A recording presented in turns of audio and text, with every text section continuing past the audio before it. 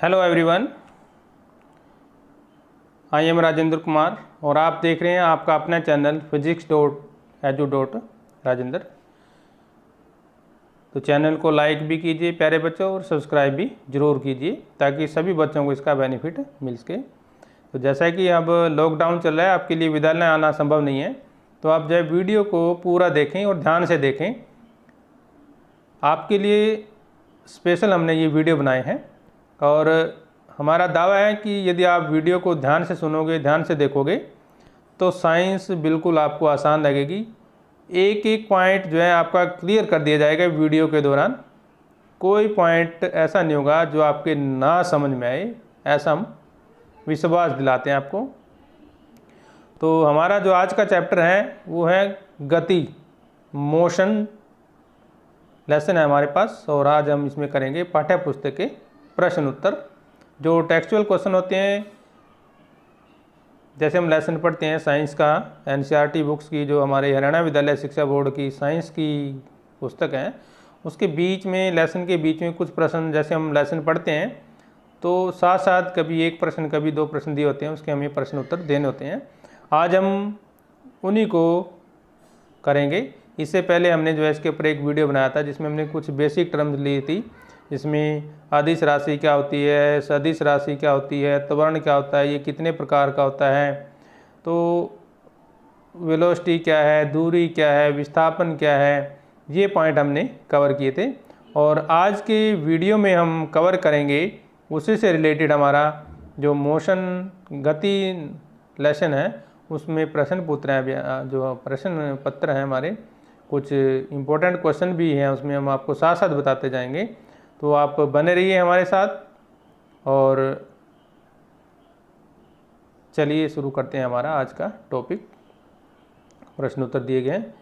तो पहला हमारे पास क्वेश्चन क्या है, एक वस्तु के द्वारा कुछ दूरी तय की गई। ध्यान देखिए, ये क्या कहते हैं, एक वस्तु के द्वारा कुछ दूरी तय की गई, क्या इसका विस्थापन शून्य हो सकता है? अगर हाँ तो अपने उत्तर को उदाहरण से स्पष्ट कीजिए। देखो बेटा, हमने कल आपको जो वीडियो था हमारा पिछला, उसमें क्या बताया था, दूरी और विस्थापन में अंतर दिया था हमने।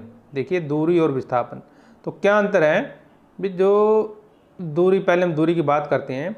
जब कोई वस्तु चलना आरंभ करती है तो उसके द्वारा जितना भी ग्राउंड तय किया जाएगा वो उसकी दूरी होती है। मान लो बॉडी यहाँ से चलती है और ये देखिए इस तरह से बॉडी चल रही है, तो जितना भी ये ग्राउंड तय करेगी हमारे लिए, ये देखिए, तो यहाँ से वो चली थी, तो इतने इसने सारे का सारा ग्राउंड जितना भी तय किया, इसको हमने मापना है। तो ये तो क्या होगी, डिस्टेंस हो जाएगी हमारी, ये क्या होगी, डिस्टेंस। और विस्थापन क्या होगा, इन दो बिंदु, जैसे ये बिंदु है हमारे पास और ये बिंदु है, इन दोनों के बीच की कम से कम दूरी विस्थापन कहलाती है। क्लियर है पॉइंट? दो बिंदुओं के बीच की कम से कम दूरी क्या कहलाती है, विस्थापन कहलाती है। मान लो जैसे कोई व्यक्ति, ये देखिए सर्कल, ये जैसे हमारे पास स्क्वायर है, इसमें चक्कर काटता है, तो यहाँ से ये चलता है, यहाँ चला गया, तो ये हमारी क्या होगी, दूरी है। अभी तो ये क्या चल रही है, दूरी। और विस्थापन हमें निकालना है, तो दो बिंदुओं के बीच की, अब यहाँ से ये चला था और यहीं आकर वो ख़त्म हो गया, मतलब स्टॉप हो गया, तो बीच दो बिंदुओं के बीच की कम से कम दूरी। अब क्योंकि जब ये यहीं से चला था और यहीं पे आके ये खड़ा हो गया, तो बीच में विस्थापन जीरो हो गया। विस्थापन क्या हो गया, जीरो हो गया। इसका मतलब क्या हुआ कि जैसे मान लो आप स्कूल से घर चले और घर से फिर स्कूल आ गए। अब मान लो 1 किलोमीटर आप स्कूल के और गए, फिर 1 किलोमीटर वापस आए, तो आपने कुल दूरी 2 किलोमीटर तय की, लेकिन विस्थापन आपका जीरो हो गया, क्योंकि आप घर से गए थे और घर ही वापस आ गए, तो विस्थापन हम जीरो लेके चलेंगे। तो ये है हमारे कुछ एग्जाम्पल। कोई बॉडी जैसे सर्कल में मूव करती है, ठीक है, और वह अपना चक्कर पूरा काटते, तो उसमें जो है विस्थापन जीरो हो सकता है, लेकिन डिस्टेंस कभी भी जीरो नहीं हो सकती, हमेशा पॉजिटिव रहेगी डिस्टेंस। डिस्टेंस हमने पढ़ा था, डिस्टेंस हमेशा क्या रहेगी, पॉजिटिव रहेगी, ये नेगेटिव नहीं हो सकती। तो ये था हमारा इसका क्वेश्चन का आंसर। तो समझिए, देखिए इसमें क्या कहता है, तो इसमें कहता है भी हाँ, विस्थापन शून्य हो सकता है, विस्थापन शून्य हो सकता है, ये हमारे लिए इम्पोर्टेंट है। देखिए अब इसमें उदाहरण क्या दिया है, देखिए इसको याद कर लीजिए। मान लीजिए एक वस्तु बिंदु 0 से चलती है या O से चलकर बिंदु A पर पहुंचता है, ठीक है ना। जैसे मान लो ये पॉइंट है हमारे पास कोई, ठीक है ना, ये O बिंदु है हमारे पास, ठीक है, ये A पर आ जाता है, ये देखिए ये A पर आ गया, क्लियर है। वापिस बिंदु O पर फिर आ गया, यहाँ से चल के फिर यहीं पर आ गया। तो प्रारंभिक बिंदु यानी कि जो ये O से चला था यहाँ से, और अंतिम बिंदु ये हो गया, इसके बीच की दूरी क्या होगी 0, क्योंकि जैसे मान लो ये 2 किलोमीटर इधर चलता है और फिर वापस 2 किलोमीटर आ गया, तो 2 में से 2 गए 0, ठीक है ना। तो विस्थापन क्या हो गया 0 है, क्योंकि विस्थापन क्या है, दो बिंदुओं के बीच की कम से कम दूरी को हम विस्थापन कहते हैं, इसलिए। तो इसमें हम कई एग्जाम्पल दे सकते हैं। घर से चलते हैं, स्कूल गए, स्कूल से वापस आ गए तो विस्थापन 0 हो गया। जितने भी हमारे प्लैनेट घूम रहे हैं, यानी कि सर्कुलर पाथ पे कोई बॉडी मूव करते और वापस वहीं आ जाती है,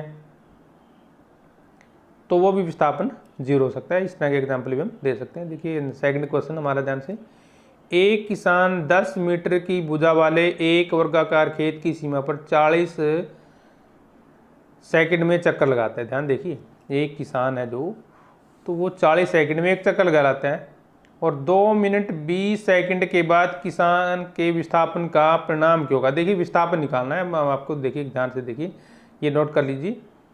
10 मीटर भुजा दी गई है और 40 सेकंड में एक वर्गाकार की 40 सेकंड में चक्कर लगाता है। 40 और टाइम कितना है 2 मिनट 20 सेकंड। 2 मिनट 20 सेकंड, देखिए 2 मिनट 20 सेकंड का मतलब कितना हो गया, तो 1 मिनट में 60 सेकंड होती है ना, तो 60 और 60 120 मिनट ही होगी, और 20 मिनट ही होगी, कितनी होगी 140 मिनट होगी टोटल। कितनी मिनट होगी 140 मिनट हो गई है। ध्यान से देखिए, इसको क्वेश्चन को ध्यान समझिए। और एक चक्कर कितने मिनट में लगा रहा है, 40 सेकंड में लगा रहा है। कितने में लगा रहा है, 40 सेकंड में एक चक्कर लगा रहा है, और टोटल सेकंड कितनी होगी हमारी 140 होगी। ये पॉइंट नोट कर ले पहले, ध्यान से कॉपी में नोट कर लीजिए।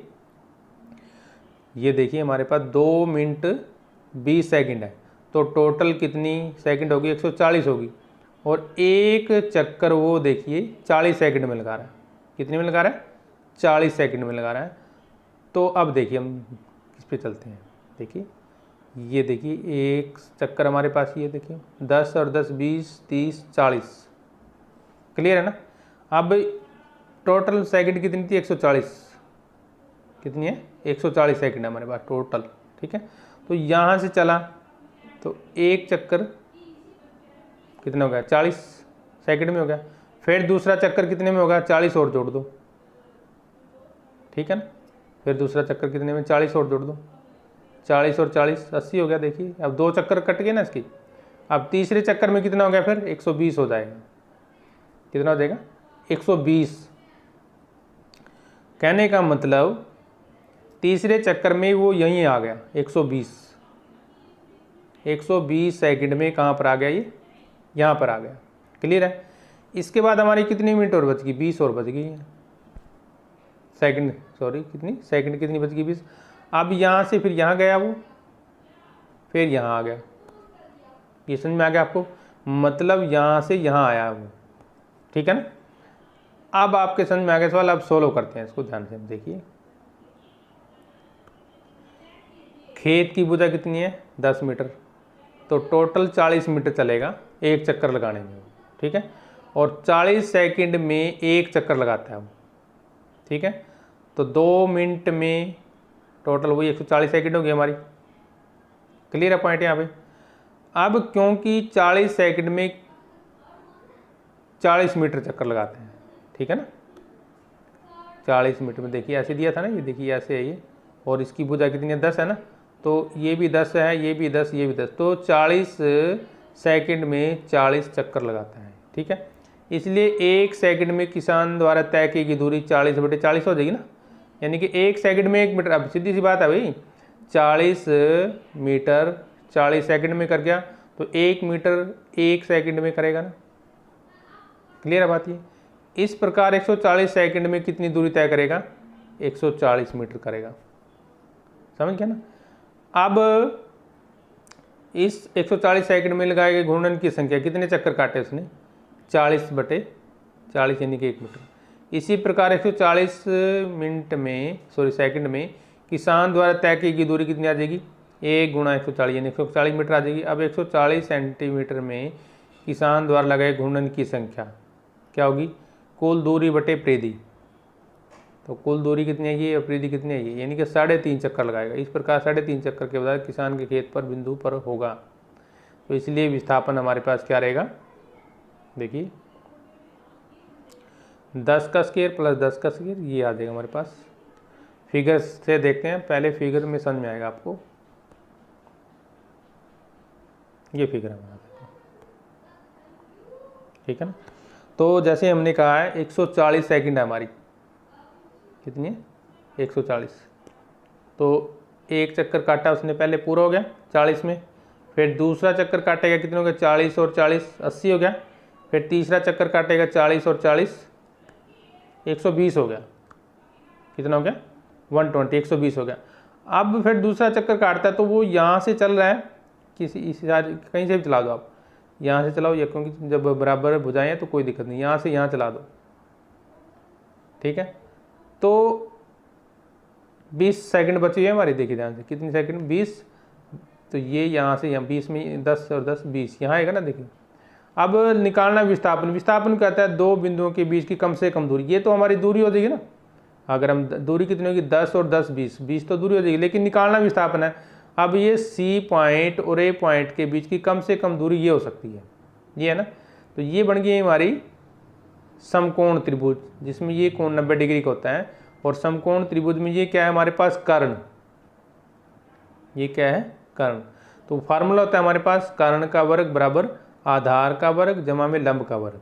याद रखिए, कर्ण का वर्ग बराबर आधार का वर्ग जमा में लंब का वर्ग, क्योंकि हमें ये ए सी निकालना है ना, तो इसीलिए अब वहाँ पे चलते हैं। इसलिए यहाँ पे ये फार्मूला लगाया गया, देखिए ये वाला, ये देखिए। तो ये हो गया कर्ण का वर्ग जमा में आधार का वर्ग, क्योंकि भुजाएं दोनों सेम है हमारे पास, ठीक है। तो 10 दाएँ 100 प्लस 100 200 मीटर का अंडर रूट निकाल लेंगे हम। तो ये आ जाएगा 10 अंडर रूट 2, तो ये आ जाएगा विस्थापन हमारा। समझ गया क्या ना। तीसरा क्वेश्चन, विस्थापन के लिए निम्नलिखित में कौन सा सही है? यह शून्य नहीं हो सकता। अभी देखा हमने, चक्कर लगाएंगे, यदि हम वहीं वापस आ जाते हैं तो शून्य तो होगा ना विस्थापन। ये तो गलत है हमारा, शून्य विस्थापन शून्य हो सकता है। क्लियर है? दूरी शून्य नहीं हो सकती, दूरी हमेशा पॉजिटिव रहेगी, ये बात ध्यान रखेंगे आप। इसका परिणाम वस्तु के द्वारा तय की गई दूरी से अधिक होता है। बताइए, इसका परिमाण वस्तु के द्वारा तय की गई दूरी से ज़्यादा नहीं, कैसे हो सकता है? अभी दूरी से ज़्यादा नहीं हो सकता, दूरी के बराबर हो सकता है। अब ये देखिए, मान लो ये है अभी, ये विस्थापन और दूरी सेम, अगर स्ट्रेट लाइन है तो विस्थापन और दूरी, अगर एक सीधी रेखा है तो विस्थापन और दूरी बराबर होंगे। अगर सीधी रेखा नहीं है तो विस्थापन कम होता है दूरी से हमेशा, ठीक है ना। अगर मान लो ये रास्ता टेढ़ा मेढ़ा होगा ना तो विस्थापन तो क्या हो जाएगा, क्योंकि विस्थापन सीधी रेखा होती है तो ये कम हो जाएगा। तो ये हमारे पास दोनों आंसर बन गया। क्लियर हो गया ना।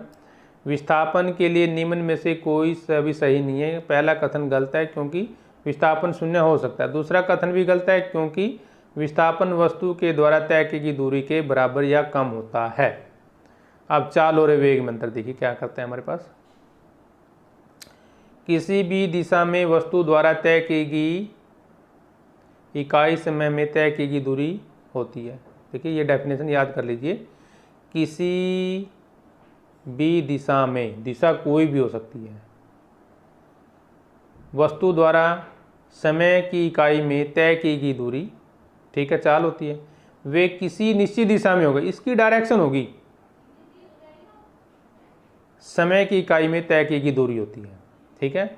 मतलब वो किसी भी डायरेक्शन में हो सकता है, इसकी डायरेक्शन फिक्स है। मतलब चाल, पॉइंट सीधा क्या होगा, चाल की दिशा निश्चित नहीं है जबकि वेग की दिशा निश्चित है। एक पॉइंट हो गया। दूसरा, चाल अदिश राशि है, वही है, मतलब इसकी कोई दिशा नहीं है। वेग एक सदिश राशि है, सदिश का मतलब इसकी दिशा होती है। अब सेकंड पॉइंट, चाल को दूरी प्रति समय के अनुसार मापा जाता है और वेग को विस्थापन प्रति समय के अनुसार। यानी कि चाल क्या होती है, दूरी के अनुसार होगी, जितनी दूरी उतनी चाल, जितनी दूरी उतनी चाल। जबकि वेग को मापते हैं विस्थापन के अनुसार। तो दूरी और विस्थापन में आपको अंतर पता ही है। दूरी टोटल ग्राउंड उस जितना वो कवर करेगी, और विस्थापन मिनिमम दो बिंदुओं के बीच का। चाल हमेशा धनात्मक या शून्य होता है, लेकिन वेग ऋणात्मक भी, नेगेटिव भी हो सकता है वेग, क्योंकि वो घट भी सकता है वेग हमारे पास, ठीक है ना। तो ये हमने पहले वीडियो में देखा था। अब देखिए क्वेश्चन, किस अवस्था में किसी वस्तु के औसत वेग का परिणाम उसकी औसत चाल के बराबर होता है? औसत वेग का परिणाम औसत चाल के बराबर तब होगा जब वस्तु एक सीधी रेखा में गति कर रही हो। दोबारा सुनिए, किस अवस्था में किसी वस्तु के औसत वेग का परिमाण उसकी औसत चाल के बराबर होता है? तो कब होता है? जब वस्तु एक सीधी रेखा में ही गति करती हो, दिशा में गति कर रही हो, तो वो तब बराबर होता है। तो ये नेक्स्ट क्वेश्चन हमारा क्या है? क्वेश्चन नंबर 3, एक गाड़ी का ओडोमीटर क्या मापता है? जो ओडोमीटर होता है गाड़ी का, वो क्या मापता है? तो वो दूरी मापता है, किसी गाड़ी द्वारा तय की गई दूरी को मापता है। आपने देखा होगा जितनी भी गाड़ियां हैं हमारी, व्हीकल हैं जितने, सभी में आगे ओडोमीटर लगा होता है, जो ये मापता है कि हम कितनी किलोमीटर चलकर आए हैं या कितनी हमने दूरी तय की है। तो उसका नाम क्या है? ओडोमीटर। कई बार क्वेश्चन आ जाता है दूरी मापने के लिए कौन से मीटर का यूज किया जाता है? तो आप लिखेंगे ओडोमीटर। अब 4th क्वेश्चन देखिए क्या है हमारा, जब वस्तु एक समान गति में होती है। तो एक समान गति का मतलब कहता है जब कोई बॉडी, कोई व्हीकल या वस्तु समान समय में समान दूरी तय करती है। इसका मतलब क्या, अभी जैसे मान लो एक गाड़ी 1 किलोमीटर 4 मिनट में चलती है, ठीक है, फिर नेक्स्ट 1 किलोमीटर गई, वो दूरी सेम रही है, तो तब भी वो 4 मिनट में चलती है। फिर 1 किलोमीटर चलती है वो, तब भी 4 मिनट में चलती है। फिर 1 किलोमीटर गई वो, तब भी 4 मिनट में चलती है। मतलब 1 किलोमीटर की दूरी हर बार वो 4 मिनट में तय कर रही है।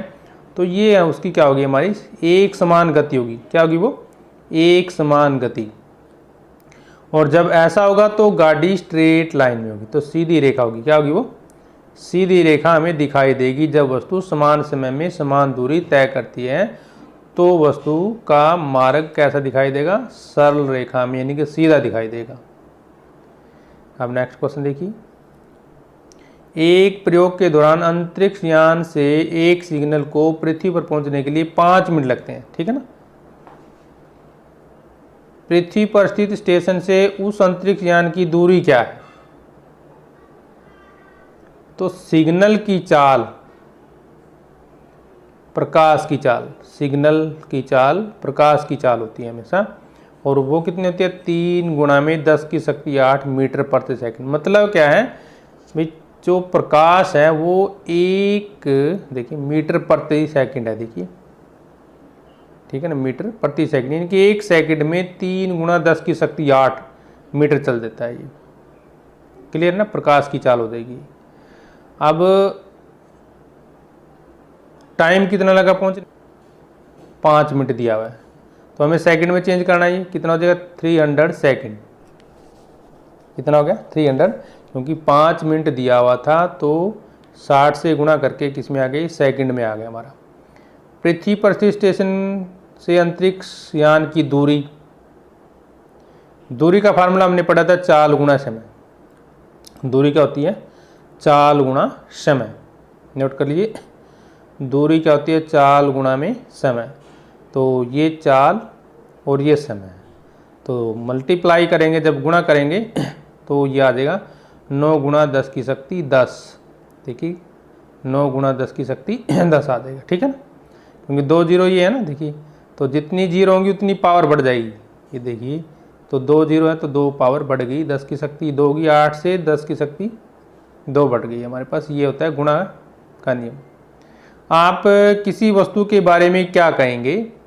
एक समान त्वरण से गति में और एक समान का मतलब नहीं है, मतलब असमान है। एक समान त्वरण गति से है और दूसरी वह असमान त्वरण गति में है।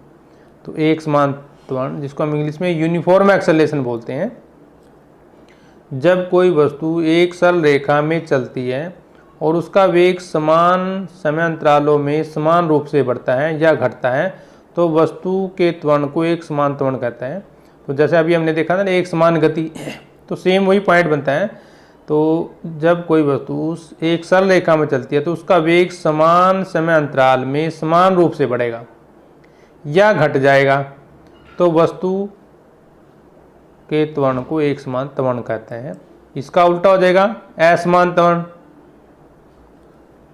यदि एक वस्तु का वेग समान समय अंतराल में असमान रूप से बदलता है तो कहा जाता है कि वस्तु असमान त्वरण से गतिमान है। उदाहरण के लिए सीधी सड़क पर चलती कार जो समान समय अंतराल में चलती है चाल को असमान रूप से प्रदर्शित करती है, ठीक है ना।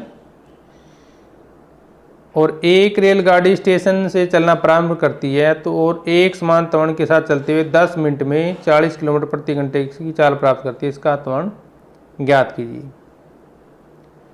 एक रेलगाड़ी स्टेशन से चल दी और एक समान त्वरण के साथ चलते हुए 10 मिनट में 40 किलोमीटर प्रति घंटे की चलती है तो इसका त्वरण ज्ञात कीजिए। तो त्वरण का फार्मूला क्या है हमारे पास, ये देखिए त्वरण का फार्मूला ये हमारे पास त्वरण होता है अंतिम वेलोसिटी माइनस आरंभिक वेलोसिटी बटे में समय। तो आरंभिक वेग तो 0 था क्योंकि उस टाइम खड़ी थी। अंतिम वेग इसने दिया है 40 किलोमीटर प्रति घंटा, इसको बदलना है मीटर प्रति सेकंड में। जब किलोमीटर को मतलब किलोमीटर प्रति घंटा को मीटर प्रति सेकंड में बदलते हैं तो उसको 5/18 से गुणा कर दो। कितने से कर दो, 5/18 से गुणा कर दो तो ये आंसर आ गया 11.11 मीटर प्रति सेकंड। समय 10 मिनट दिया हुआ है तो इसको भी सेकंड में चेंज कर दो, 60 से गुणा करके 600 सेकंड हो गया ना। अब ये देखिए त्वरण का फार्मूला, तो अंतिम वेग कितना था 11.11 माइनस आरंभिक वो 0 था और बटे में समय। तो इसको जब आप हल करोगे तो ये आ जाएगा हमारे पास आंसर। तो इसका मतलब त्वरण हमारे पास ये हो जाएगा। ये देखिए चित्र दिए गए हमारे पास। किसी वस्तु के एक समान व असमान गति के लिए समय दूरी ग्राफ की प्रकृति क्या होगी। देखिए तो ये क्या है, स्ट्रेट लाइन है। देखिए ये क्या है, स्ट्रेट लाइन। ये समय दिया गया है और ये दूरी दी गई है और इधर से क्या है, देखिए ये स्ट्रेट लाइन है, ये कर्व लाइन है, ठीक है। वही समय और दूरी ग्राफ दिया गया है। तो इसमें देखिए क्योंकि ये सीधी रेखा है तो ये क्या होगी, सरल रेखा आ जाएगी। और जब सरल रेखा होगी तो यूनिफॉर्म होगा, एक समान होगा। और जब रेखा सरल नहीं होगी या कर्व में होगी या टेढ़ी मेढ़ी होगी तो वो क्या हो जाएगा, असमान गति का उदाहरण हो जाएगा, यानी कि नॉन यूनिफॉर्म मोशन हो जाएगा, ठीक है ना। नेक्स्ट क्वेश्चन, किसी वस्तु की गति के विषय में आप क्या कह सकते हैं जिसका दूरी समय ग्राफ समय अक्ष के समानांतर एक सरल रेखा। जैसे अभी देखा ना, तो वस्तु विराम अवस्था में क्योंकि समय बदलने पर भी वस्तु की स्थिति वहीं रहती है, ठीक है ना। देखिए स्थिर वस्तु दिया हुआ ना, तो वस्तु की स्थिति वही है तो इसलिए वही पॉइंट रहेगा हमारे पास। किसी वस्तु की गति के विषय में आप क्या कह सकते हैं जिसकी चाल समय ग्राफ समय एक्स के समानांतर एक सरल रेखा में है। तो अगर सरल रेखा में है तो क्या रहेगा, जिस वस्तु का चाल समय ग्राफ समय एक्स के समानांतर एक सरल रेखा है तो वह वस्तु एक समान गति में है। चित्र देखिए, चित्र से आपको समझ में आएगा। देखिए ये समय हो गया और इधर वेग है तो समानांतर में आ गई तो हमारे पास क्या बनेगा, वस्तु एक समान गति में है। तो ये था हमारा आज का वीडियो। तो नेक्स्ट वीडियो के लिए जल्दी हाजिर होंगे, तब तक के लिए जय हिंद।